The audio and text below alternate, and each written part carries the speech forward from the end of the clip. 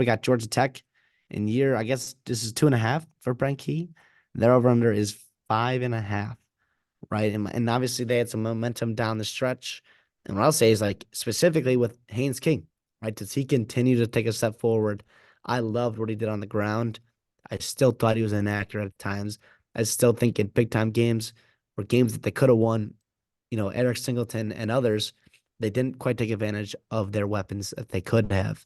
Um, and this is specifically thinking about Boston College. Right? I thought that game was super winnable. And obviously the defense is tough. I'm not even going to get into that because I think a lot has to improve there.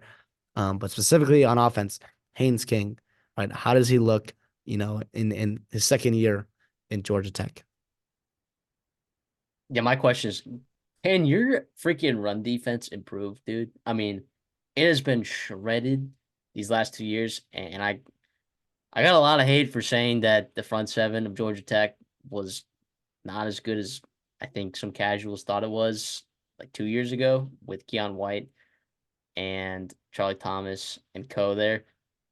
But they were still in a abysmal run defense team, and they were again this year. Run rushing yards per game allowed this year 223 per game. How are you supposed to compete? Haynes King was phenomenal this year. He was phenomenal this year. You got to figure out that front seven. Are people going to step up?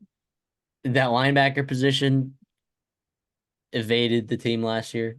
You didn't have a lot of great uh, production there from what I saw.